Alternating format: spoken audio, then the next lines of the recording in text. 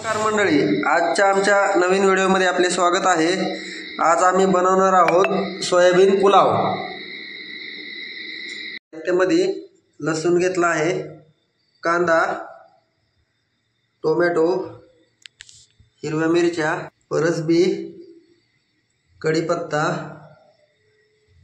कोथिंबीर, हिरवे वाटाणे बघा भिजू घातलेले आहेत गरम पाण्यामध्ये, खडे मसाले घेतलेत।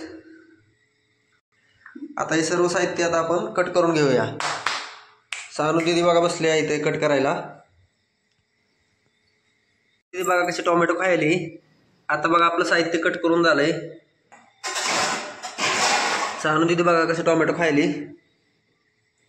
पण सर्वप्रथम अगोदर पाणी गरम करून घेऊया, त्यामध्ये सोयाबीन टाकून थोडा वेळ शिजवून घेऊया।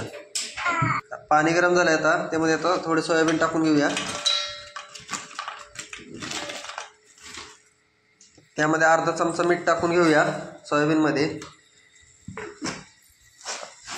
2 ते 4 मिनिट आता पाणी उकळत ठेवूया।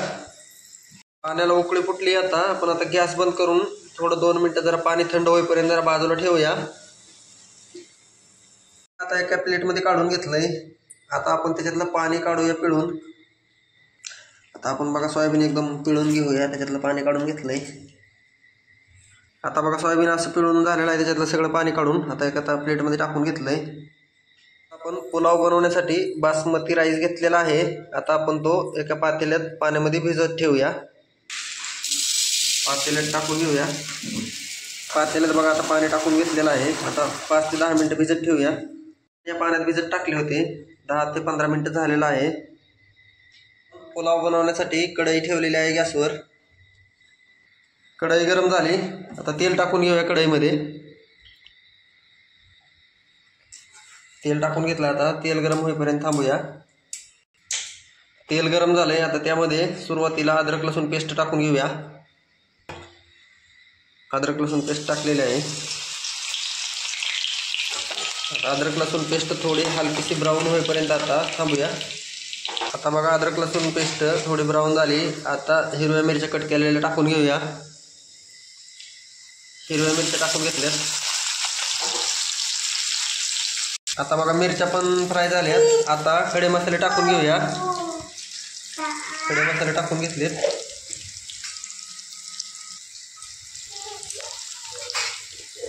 आता कट केलेले टोमॅटो टाकून घेऊया।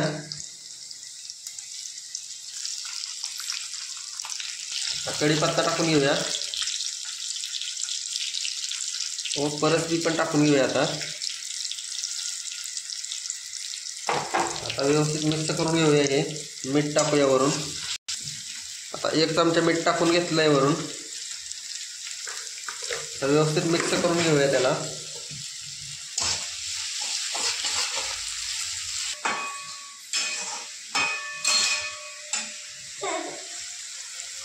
मिक्स झालेला आहे।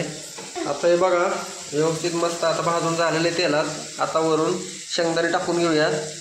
शेंगदाणे टाकून घेतलेत। त्यात टाकले होते बघा वाटाणे, गरम पाण्यात टाकल्यामुळे बघा लगेच 10 ते 15 मिनिटात असे वाटाणे भिजून मस्त होत आहेत। वाटाणे पण टाकलेले आहेत। आता सर्व हे मिक्स करून घेऊया।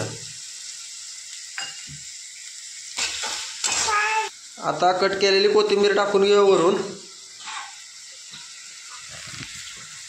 कोथिंबीर टाकून घेतली। आता बघा कोथिंबीर वगैरे टाकली, मिक्स झालं व्यवस्थित। आता तेल सुटलं आहे याला, पूर्ण आपण भाज्या वगैरे इथे करून घेतलेल्या आहेत। आता आपण सोयाबीन टाकून घेऊया। सोयाबीन टाकून झाली, आता मिक्स करून घेऊया। सोयाबीन टाकून त्याच्यामध्ये टाकलेले आहे। आता थोडी हळद टाकूया।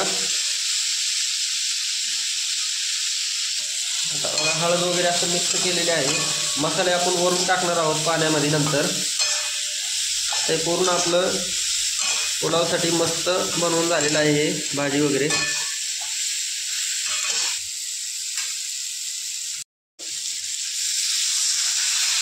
एक लिटर पाणी टाकून घेतलंय। पाण्याला उकळी येईपर्यंत आता थांबूया। गरम झालंय, आता आपण भिजू घातले होते तांदूळ, 20 मिनिटं झाले ते तांदूळ भिजू घालून. आता त्यामध्ये टाकून घेऊया पाण्यात. तांदूळ टाकून झालेत आपल्या आता ह्याच्यात. 20 ते 25 मिनिटं आता असं उकळत ठेवूया, म्हणजे आपला पुलाव तयार होईल. हे बघा, अशा प्रकारे आपला पुलाव बनवून तयार झालेला आहे. आता वरून कोथिंबीर पण टाकलेली आहे. मोकळा झालेला आहे पुलाव असा. बघा, पुलाव आपण आता खाण्यासाठी ताटामध्ये वाढून घेतलेला आहे. अनु दीदी बघा टेस्ट करून बघत आहे.